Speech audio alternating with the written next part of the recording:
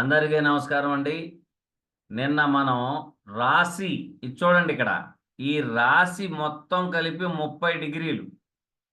ఈ 30 డిగ్రీల రాశిలో మీకు చూపిస్తాను చూడండి.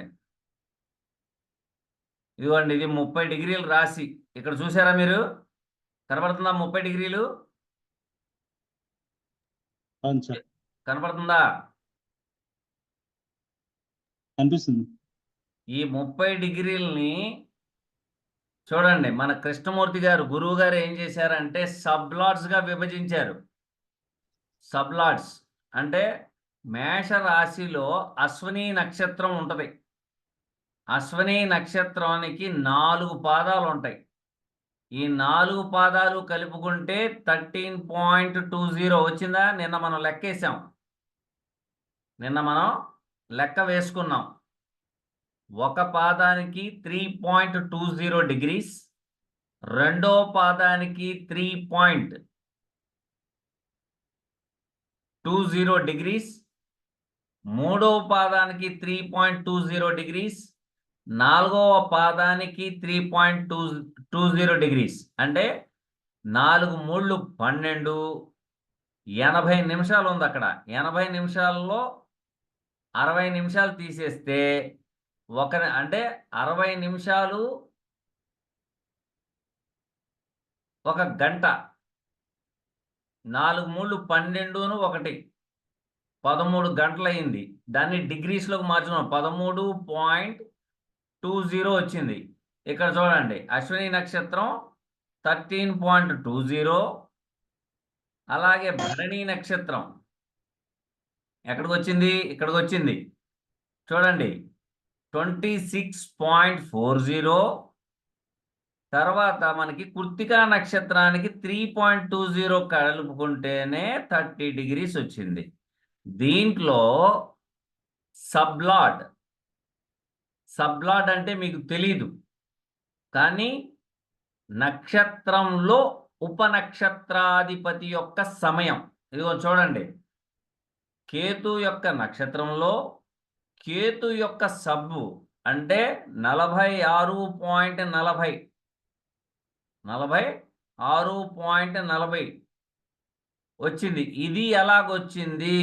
ఈ 46.40 అనేది మనకి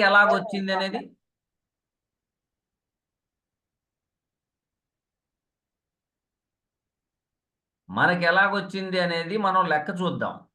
ఒకసారి మీరు కూడా రాసుకోండి. కిషోర్ బాబు గారు మీరు కూడా రాసుకోండి. అలాగే మన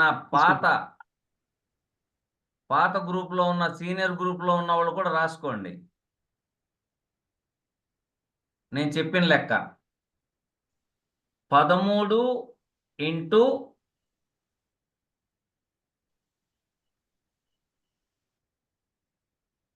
60 కొట్టండి.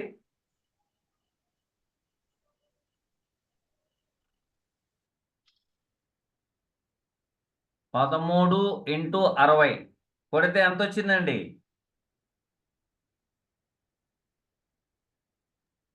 780 ప్లస్ 20 కలపండి. 13.20 ఉంది కదా, ఆ 20 నిమిషాలు కలపండి. 800 వస్తుంది సార్. ఇక్కడ చూడండి, 800 వచ్చిందా? కేతు యొక్క నక్షత్రం 13.20ని ఆ 20 పక్కన పెట్టేసి 13 ఇంటూ 60 కొడితే 780కి ఇందాకడ పక్కన పెట్టిన 20 మినిట్స్ని కలపండి. 800 మినిట్స్ వచ్చింది. వచ్చిందా? అవును సార్. 800కి కేతు యొక్క మహాదశ 7తో హెచ్ వేయండి.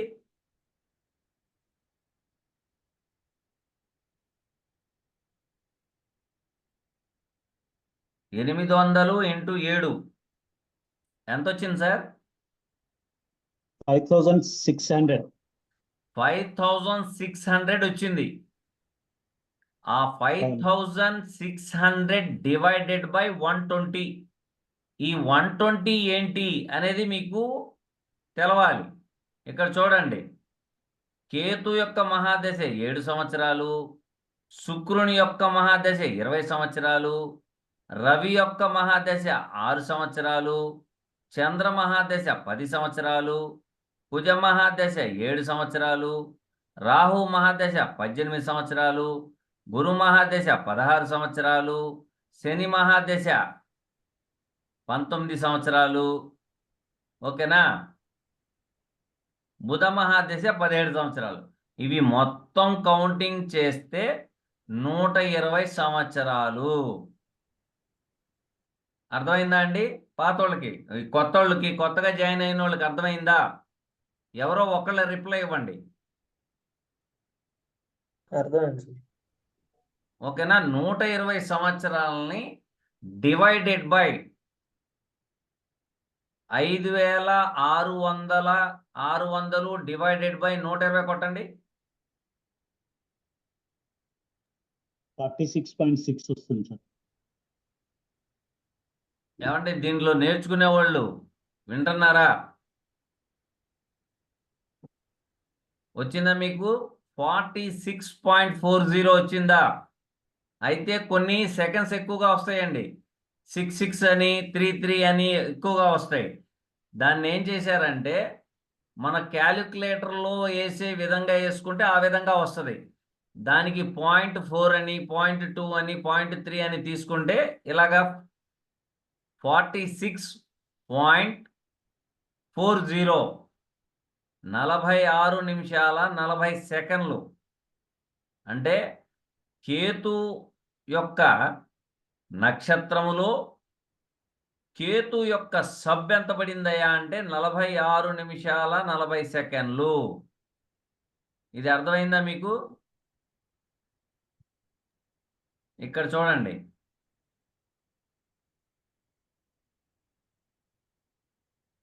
కనపడుతుందా మీకు? కనిపిస్తుంది సార్. ఇక్కడ చూడండి, కొత్తగా జాయిన్ అయిన వాళ్ళు చూడండి, 46.40 వచ్చిందా? అవును సార్. వచ్చింది. కనిపిస్తుంది. ఇప్పుడు కేతు నక్షత్రంలో కేతు ఉపనక్షత్రాధిపతి వచ్చేసాడు. ఆ తర్వాత మనకి శుక్రుడు సబ్ రావాలి. ఉపనక్షత్రాధిపతి అంటారు కేపీ గారు భాషలో సబ్లాడ్, ఉపనక్షత్రాధిపతి. ఈ ఉపనక్షత్రాధిపతి మళ్ళీ ఈ శుక్రుడికి ఇచ్చూడండి 3 గంటలు వచ్చేసింది ఇక్కడ. ఈ 3 గంటలు ఎలాగ వచ్చిందంటే, మళ్ళీ మీరు ఇక్కడికి వెళ్ళాలి. ఎక్కడికి? మహాదశాలోకి వెళ్ళాలి. ఇదే పద్ధతిలో మీరేం చేయాలంటే, శుక్రుడి యొక్క నక్షత్రం భరణి నక్షత్రం, పుష్ప నక్షత్రం, పూర్వాషాఢ నక్షత్రం, ఈ 3 నక్షత్రాలకు కూడాను, అంటే మీరు బాగా గమనించవలసిన విషయం ఏంటంటే, నక్షత్రానికి 800 నిమిషాలు ఉంటుంది అనేది మర్చిపోకూడదు. ఓకేనా? అలాగే మనం ఇది చూడండి, 800 ఇంటూ 20 కొట్టండి ఒకసారి. మళ్ళీ అడగకూడదు, మాకు తెలియదండి, మేము మర్చిపోయామండి అని చెప్పకూడదు.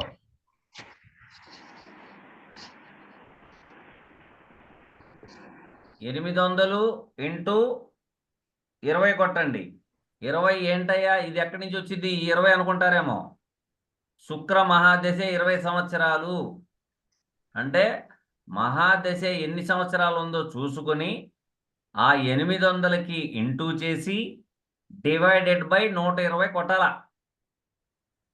120 కొడితే అవుతుంది. చూడండి, 800 ఇంటూ 20 కొట్టండి ఒకసారి.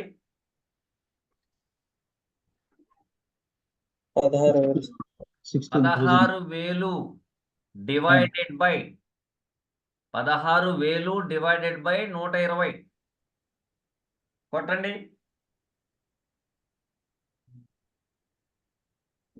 13.3 వస్తుంది. ఎంత 13.2 వచ్చిందండి? తీసుకోవాలి. ఎంత?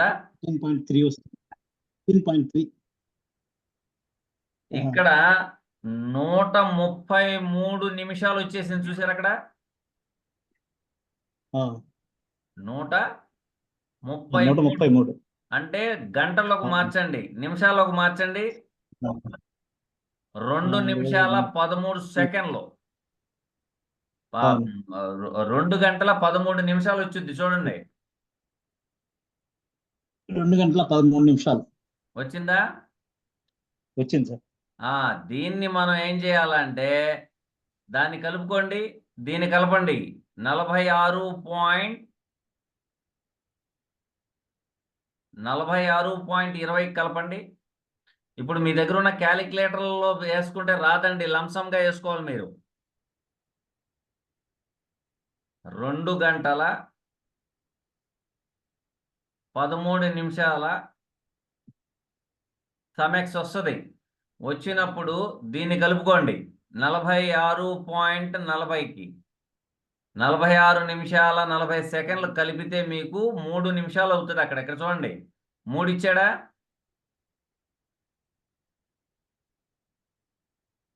ఏం సార్, కొత్త వాళ్ళకి కనపడుతుందా ఇది? ఇదిగోండి, ఇంకా జూమ్ చేశాను చూడండి మీకోసం. సో ఇక్కడ 3 నిమిషాలు.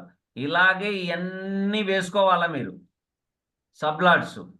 సబ్లాట్స్ వేసుకోకుండా మనకి ఏమైందంటే కృష్ణమూర్తి గారు మనకి చక్కగా అందరికీ అందుబాటులో ఉండేటట్టుగా KP Star 1 అనే ఒక సాఫ్ట్వేర్ తయారు చేశారు మనోళ్ళు. ఆ సాఫ్ట్వేర్ వాడుకుంటే మీకు యాక్యురేటెడ్గా మీకు మంచి ఫలితాలు వస్తాయి. ఓకేనా? ఇప్పటికిప్పుడు అక్కర్లేదు మీకు సాఫ్ట్వేర్, ముందలే మీరు నేర్చుకోండి. మీకు ఏంటంటే రేపు పొద్దున్న మిమ్మల్ని అడుగుతారు ఈ సబ్లాట్స్ ఎలాగొచ్చినాయి, ఈ 30 డిగ్రీలని ఇలా ఏ విధంగా విభజించారు అని అడుగుతారా, అడగరా? అడుగుతారు. అడిగినప్పుడు మీరు సమాధానం చెప్పకపోతే ఎవరైనా మీకు నేర్పించింది ఇది జ్యోతిష్యం అంటారా లేదా? అవును సార్. కాబట్టి రేపు పొద్దున్న మీరందరూ ఒక అరగంట నా కోసం, మీకోసం కాదు, ఎందుకంటే ఈ శాస్త్ర పరిజ్ఞానం ముందుకు సాగాలంటే నా కోసం ఒక గంట కష్టపడండి. కష్టపడితే మీరు కూడా ఒక 10 మందికి చెప్పే అంత స్తోమత వస్తుంది. ఓకేనా? Okay sir. మనకు ఆ మహనీయ మహర్షి బృందం మనకి ఎందుకు ఇచ్చారు? ఈ క్యాలిక్యులేషన్స్ వేసుకుని మనం శాస్త్రాన్ని ఈ భూమండలం ఉన్నంతకాలం అందరికీ తెలియపరచమని. ఓకేనా? కాబట్టి ఈ విధంగా మీరు కనుక వేసుకుంటే ఈ చార్ట్ ఒకటి మీరేం చేయాలి, ఫోటోస్టాట్ తీసుకోవాలా. ఫోటోస్టాట్ తీసుకున్న తర్వాత ఈ లెక్కలు వేయాల.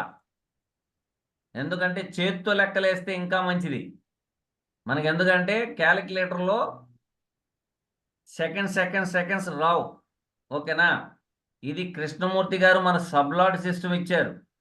పుల్లార్ పద్ధతి ఇంకోటి ఉంది, అదేంటంటే సబ్లాడ్ నుంచి మళ్ళీ ఒక సూక్ష్మ లాడ్ దాకా వెళ్ళిపోతారు, ప్రాణలాడ్ దాకా వెళ్ళిపోతారు వాళ్ళు. ఆ ప్రాణలాడ్ అనేది ఏం చేస్తుందయా అంటే మీ ఈవెంట్కి దోహదపడుతుంది.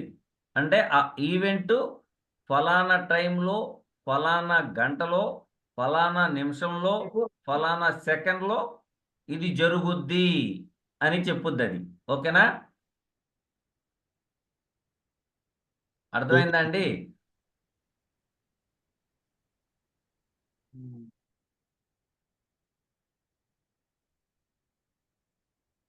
ఏం సార్, మీకు అర్థమైందా?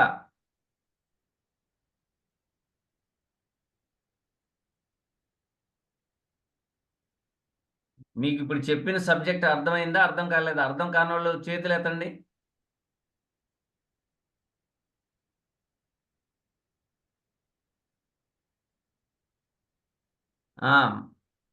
మండ ప్రసాద్ గారు చెప్పండి, మీకేం అర్థం కాలేదు? నేను కొంచెం నెట్ ప్రాబ్లం వల్ల ఇప్పుడే కొంచెం జాయిన్ అయ్యాను, అది కొంచెం వినలేదు, అది కొంచెం అని. ఓకే. ఒక నక్షత్రానికి నిన్న మనం ఎన్ని డిగ్రీలు అని చెప్పుకున్నామండి? 30 డిగ్రీలు. ఒక నక్షత్రానికి 13.20. ఎస్. ఆ 13.20ని 20 పక్కన పెట్టండి. 13 × 60 కొట్టండి.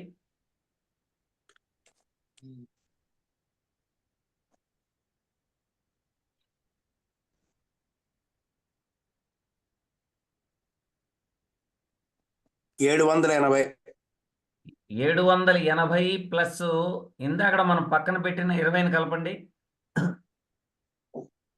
800. ఆ 800కి ఇంటూ 7 కొట్టండి.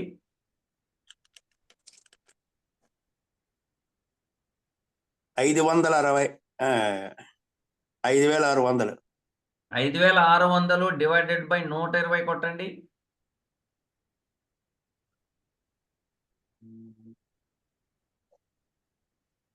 120.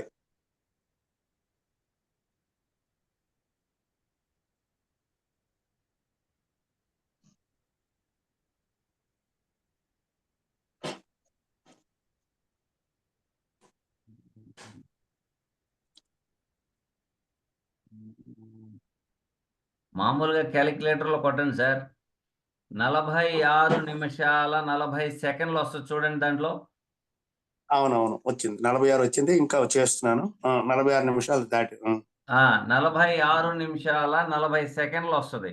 దాన్ని కేతు నక్షత్రంలో కేతువే అధిపతి కాబట్టి ఆ గంటలో లేదా ఆ నిమిషాల్లో 46 నిమిషాల 40 సెకండ్లు దాకా ఉపనక్షత్రాధిపతిగా ఆయనే ఉంటాడు.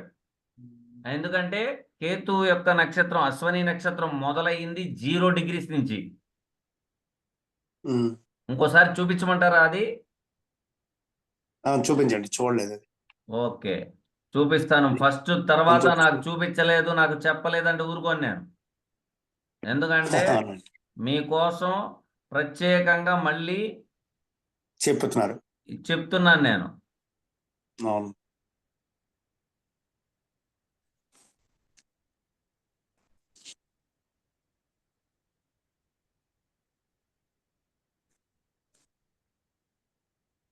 ఇదిగోండి చూడండి 46.40 వచ్చిందా?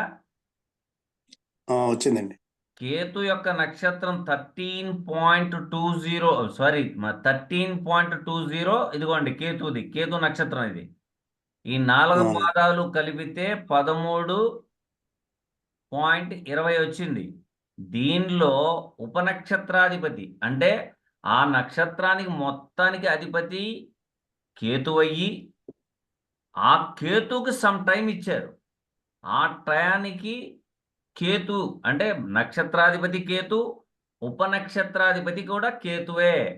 చూడండి ఇక్కడ మళ్ళీ ఈ 46 నిమిషాలు పాయింట్ 40ని ఈ 40ని పక్కన పెట్టుకుని 46 నిమిషాలు ఇంటూ 60 కొట్టి వచ్చిన దాన్ని దీన్ని కలుపుకోండి.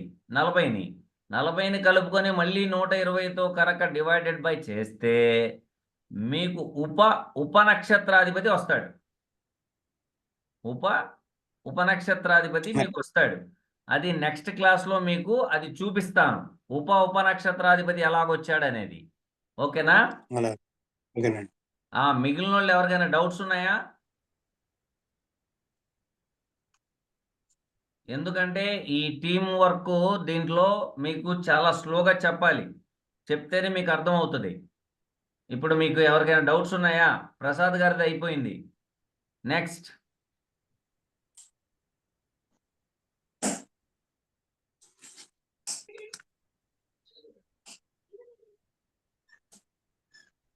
ఎవరికి డౌట్ లేదు కదా?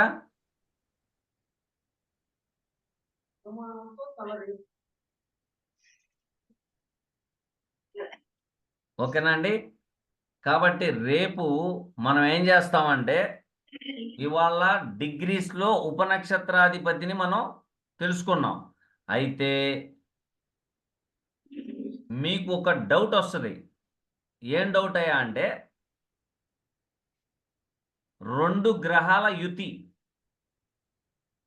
నేను ఇవన్నీ స్లోగా ఎందుకు చెప్తున్నానంటే మీకు ఈ చెబితేనే రేపొద్దున గ్రహాల యొక్క కారకత్వాలు తెలుస్తాయి. గ్రహాల యొక్క కారకత్వాలు చెప్తాను. చెప్పినప్పుడు మీకు అర్థమవుతుంది. ఈ గ్రహము ఇన్ని డిగ్రీల్లో ఉంది, ఈ గ్రహం యొక్క కారకత్వం ఈ గ్రహం తీసుకుని వెళ్ళింది, లేదా ఈ గ్రహము ఈ గ్రహానికి ఇన్ని డిగ్రీలు దూరంగా ఉంది, ఈ గ్రహం యొక్క ప్రభావము ఈ గ్రహానికి ఇస్తుంది అనేది మీకు తెలవాలి కదా. ఒకే రాశిలో 2 గ్రహాలు 3 గ్రహాలు ఉన్నాయనుకోండి, దాన్ని మీరు డీకోడ్ ఎలా చేస్తారు? చేయలేరు. అయితే మన యూట్యూబ్లో కూడాను 4 గ్రహాలు కలిసిని దేశం మీద ఏదో అవాంతరం వస్తుంది, లేకపోతే ఫలానా ఏరియా మొత్తం కొట్టుకుపోద్ది ఇట్లాగంటారు కదా. అది ఎందుకు కొట్టుకుపోద్ది, ఆ ప్రాంతానికి ఎందుకు వచ్చింది అది ముప్పు అనే సంగతి మీకు తెలవాలంటే ఫస్ట్ ఈ డిగ్రీసు, ఆ గ్రహాల యొక్క కారకత్వం ప్రతి ఒక్కళ్ళు జాయిన్ అవ్వాలి. నేను గ్రహాల కారకత్వం చెప్పినప్పుడు ప్రతి ఒక్కళ్ళు జాయిన్ అవ్వాల్సిందే. ఎందుకంటే రేపొద్దున నన్ను తిడతారు, ఎవరయ్యా నేర్పించింది, ఆ సాయిబు గారేనా, ఆ సాయిబు గారికే రాదు మీకేం నేర్పించాడయా అంటారు. కాబట్టి దయచేసి ప్రతి ఒక్కళ్ళు గ్రహాలు కారకత్వాలు అంటే ఒక్కొక్క గ్రహానికి బోల్డని కారకత్వాలు ఉంటాయి. దాన్ని మీరు మీ ఇంట్లో ఉదయం 6 గంటలు లేచిన కాడి నుంచి పడుకునే మధ్యలో, ఈ మధ్యకాలంలో మీరు చేసే పనుల్లో ఏ గ్రహం ఇన్వాల్వ్మెంట్ ఉంటుంది, మీరు తిన్న ఆహార పదార్థంలో ఏ గ్రహం ఇన్వాల్వ్మెంట్ ఉంటుంది, మీరు తాగిన పాలు తాగారా, లేకపోతే నీళ్లు తాగారా, లేకపోతే కాఫీ తాగారా, ఇవి అన్నీ ఏ గ్రహాలు ఇన్వాల్వ్మెంట్ ఉంటాయి అనేది ఉదయం 6 గంటల నుండి పడుకునే మధ్యలో మీరు చేసిన కార్యక్రమాలు ప్రతి ఒక్కటి గ్రహానికి సంబంధం ఉండేది. నేను మీకు డీకోడ్ ఏ విధంగా చేయాలి అనేది చెప్తాను. అలాగే మీ దగ్గరికి వచ్చి ఏదేదో మాట్లాడేస్తూ ఉంటాడు ఒక వ్యక్తి. ఆ వ్యక్తి మాట్లాడుతుంది ఏ భావానికి సంబంధించింది, ఈయన మాట్లాడే మాటలు ఏ గ్రహానికి సంబంధించిన యాక్టివేషన్లోకి వస్తాయి అనే విషయం కూడాను నేను చెప్తాను. మీరు జాగ్రత్తగా నేర్చుకోండి. ఓకేనా? నిన్న ఇవాళ 2 క్లాసులు అయినాయి మీకు. తర్వాత మాకు ఇది తెలీదు అది తెలియదు అని చెప్పడానికి వీల్లేదు. 1కి 10 సార్లు అడగండి, చెప్పడానికి నేను రెడీ. అలాగే మన గ్రూప్లో ప్రశ్నలు, మీకు అర్థం కాని ప్రశ్నలు ఏమన్నా ఉంటే పోస్ట్ చేయండి.